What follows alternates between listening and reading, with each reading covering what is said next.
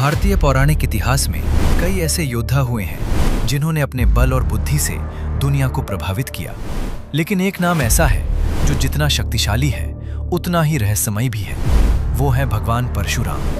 विष्णु के छठे अवतार, एक ब्राह्मण होते हुए भी सबसे महान योद्धा और एक ऐसा अमर चरित्र जो आज भी जीवित माना जाता है।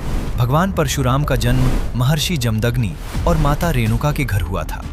उनका जन्म त्रेता युग में माना जाता है। उनका वास्तविक नाम राम था, लेकिन भगवान शिव से प्राप्त परशु यानी फरशे के कारण वे परशुराम कहलाए।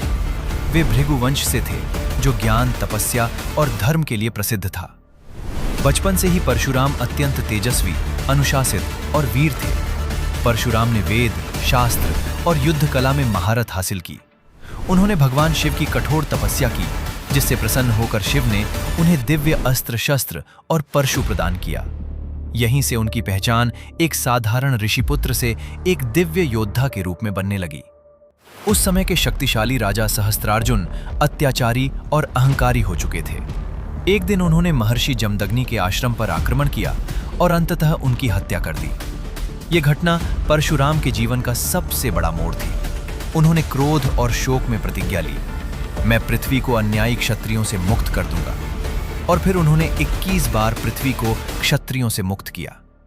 इतना बड़ा युद्ध करने के बाद परशुराम ने पूरी पृथ्वी को कश्यप ऋषि को दान कर दिया।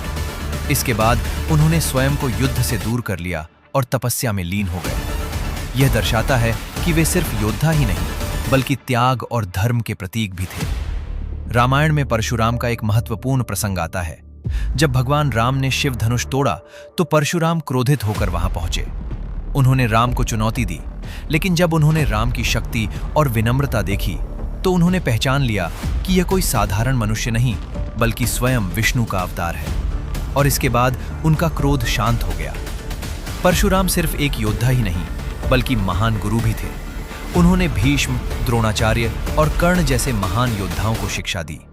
हालांकि कर्ण के साथ उनका एक विवाद भी हुआ, जब उन्हें पता चला कि कर्ण ने अपनी पहचान छुपाई थी। इससे यह स्पष्ट होता है कि परशुराम धर्म और सत्य के प्रति कितने कठोर थे। भगवान परशुराम को चिरंजीवी माना जाता है, अर्थात वे आज भी जीवित हैं। कहा जाता है कि वे भविष्य में कल की अवतार को शिक्षा देंगे और फिर से अधर्म के विनाश में भूमिका निभाएंगे। भगवान परशुराम की कहानी सिर्फ युद्ध और क्रोध की नहीं है, ये धर्म, न्याय, त्याग और संतुलन की कहानी है। वे हमें सिखाते हैं कि शक्ति का उपयोग केवल सही कारणों के लिए होना चाहिए, और जब अन्याय हद पार कर दे तो उसका अंत जरूरी होता है। क्या परशुराम आज भी जीवित है? क्या वे फिर लौटेंगे? और क्या आज के समय में भी उनकी आवश्यकता है? अपनी राय जरूर बताएं।